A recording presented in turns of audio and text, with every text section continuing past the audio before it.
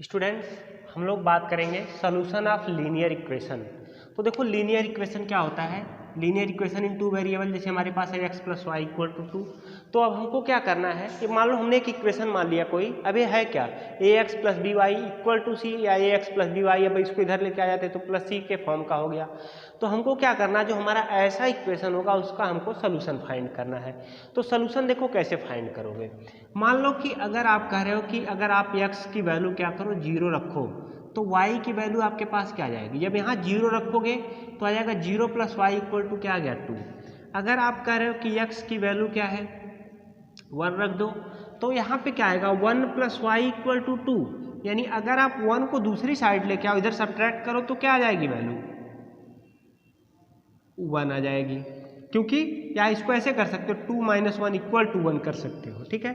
Value तो 1 ही आएगी, जैसे हमने डायरेक्ट लिखा था या हम ऐसे सॉल्व करके लिखें। या x इक्वल टू 2 कर दे तो 2 प्लस वाई इक्वल टू 0। तो यहाँ से क्या जाएगा 2 माइनस 2 यानी 0। ये सभी क्या हैं, सॉल्यूशंस हैं।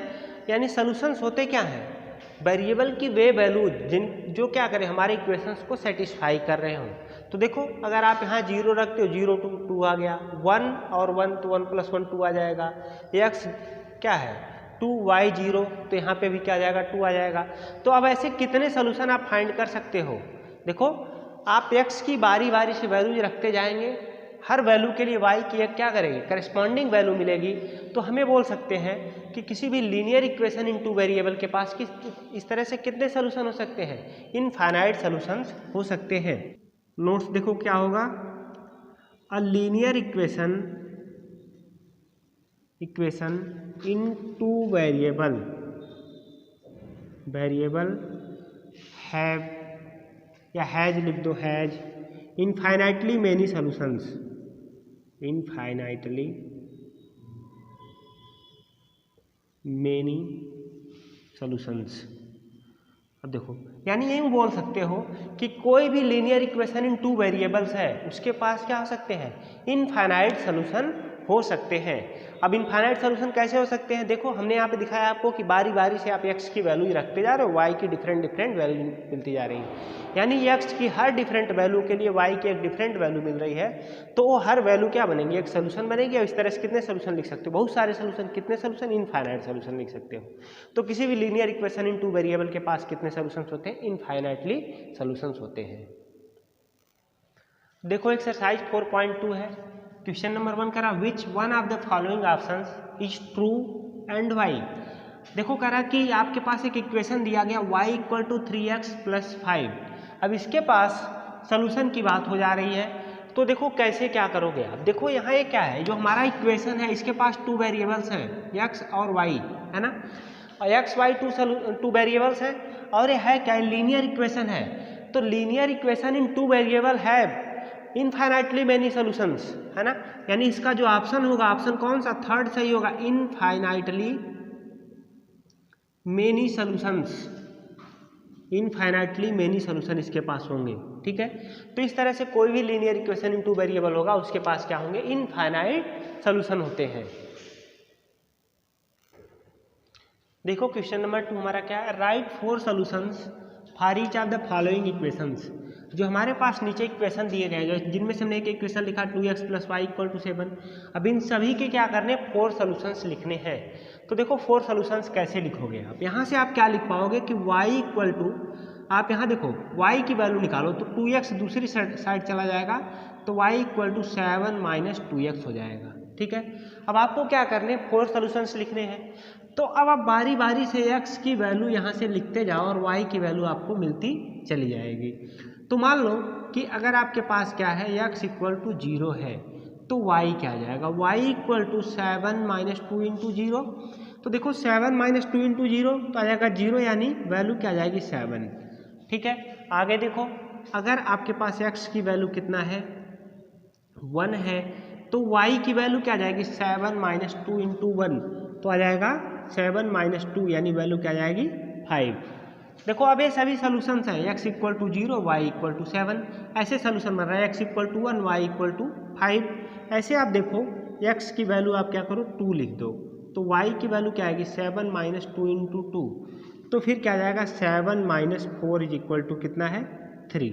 ठीक है, आगे देखो यहाँ पे एक और सोल्यूशन देखेंगे x इक्वल टू 3, तो y की वैल्यू क्या आ जाएगी 7 माइनस 2 इंटू 3, तो वैल्यू आ जाएगी 7 माइनस 6, यानी वैल्यू आ जाएगी 7। तो अब देखो यहाँ पे क्या 4 सोल्यूशंस की बात हो रही है, हमने 4 सोल्यूशंस लिखे। अब देखो सोल्यूशंस क्या होंगे, जो हमारे सोल्यूशंस होंगे, देखो x equal to 0, y equal to 7। दूसरा सोल्यूशन क्या आ जाएगा x equal to 1, y equal to 5, x equal to 2, y equal to 3, x equal to 3, y equal to कितना है 1। तो इस तरह से आप देखो ये आपके 4 सोल्यूशंस आ गए। ठीक है, इस तरह से 4 सोल्यूशन। अब आपके पास कोई भी लीनियर इक्वेशन देके आपसे 4 सोल्यूशन पूछे, 1 सोल्यूशन पूछे, 10 सोल्यूशन पूछे, 100 सोल्यूशन पूछे, जितना सोल्यूशन पूछे आप क्या कर सकते हो, ऐसे निकाल सकते हो। सिमिलरली जो रिमेनिंग क्वेश्चन हैं उनको भी ऐसे ही सॉल्व कर लोगे।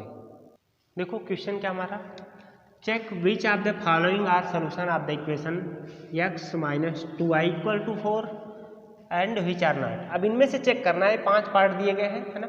इन 5 पार्ट्स में से चेक करना है कौन सा इसका सोल्यूशन है और कौन उसका सोल्यूशन नहीं है। तो देखो अब यहाँ पे जो भी दिया गया, अगर हम इसको जैसे फर्स्ट पार्ट को ले रहे हैं तो हम क्या करेंगे, जो फर्स्ट यहाँ पे है जो हमारा x कोऑर्डिनेट, इसको x और इसको y मान लेंगे। ठीक है, तो देखो यहाँ पे सोल्यूशन ले और फर्स्ट पार्ट के लिए हम लिखेंगे, तो फर्स्ट पार्ट का अगर सोल्यूशन लेते हैं तो क्या करेंगे कि x इक्वल टू 0 और y इक्वल टू क्या करोगे 2 ले लोगे, है ना। अब देखो आपके पास इक्वेशन क्या दिया गया कि x minus 2y equal to 4, तो अब यहाँ x और y की वैल्यू रख दो आप, तो आ जाएगा 0 माइनस 2 इंटू 2 इक्वल टू कितना है 4।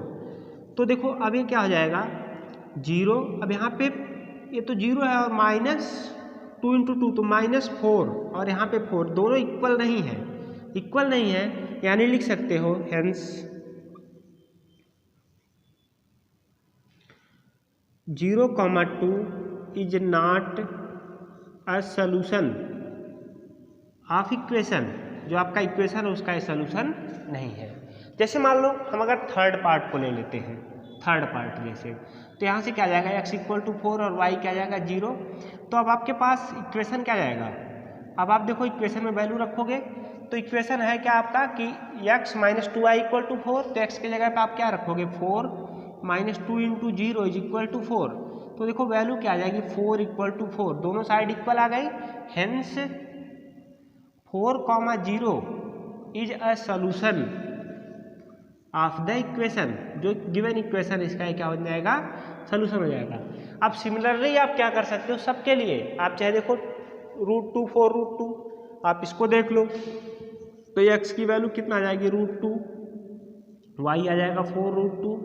तो अब आपके पास यहाँ से क्या जाएगा, नाउ इक्वेशन बिकम, देखो x कोऑर्डिनेट, x के जगह पर आप क्या लिखोगे 2 लिखोगे, तो √2 minus 2 into 4√2 is equal to 4, तो आ जाएगा √2 माइनस 4 2 जा 8 √2 इज इक्वल टू 4। यहाँ से वैल्यू क्या आ जाएगी आपके पास -7√2, -7√2 इज नॉट इक्वल टू 4 के इक्वल नहीं होगा। इसका मतलब क्या है कि ये जो √2, 4√2 है सोल्यूशन नहीं होगा। लिखेंगे हेंस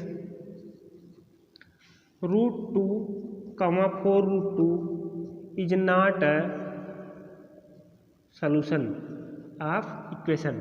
ये जो आपका इक्वेशन है उसका सोल्यूशन नहीं होगा।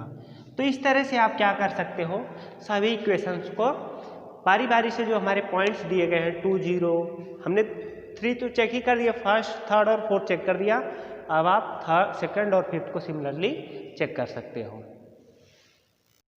आगे देखिए question number 4, find the value आपके if x equal to 2 and y equal to 1। ये दोनों क्या है, is a solution of equation 2x plus 3y equal to k, इसके सोल्यूशंस हैं। तो हमको क्या करना है, k की वैल्यू पता करना है। तो लिखेंगे since x equal to 2 and y equal to 1 is a solution of equation है क्या हमारा 2x plus 3y equal to k। फिर अगर ये इसका सोल्यूशन है मतलब क्या करेंगे, कि ये एक्स और वाई की जो वैल्यूज होगी इस इक्वेशन को सेटिस्फाई करेंगे। तो फिर क्या आ जाएगा, देयरफॉर 2 × 2 + 3 × 1, देखो x के जगह पे 2 रख दोगे और y के जगह पे 1 रख दोगे, = k हो जाएगा। अब वैल्यू क्या आ जाएगी, 2 × 2 = 4 + 3 = k। अब 4 और 3 वैल्यू क्या आ जाएगी, 7, यानी आप यहाँ से लिख सकते हो k = 7। आपको पता क्या करना था, k की वैल्यू फाइंड करनी थी, तो इस तरह से आपके पास k = 7 आ गया।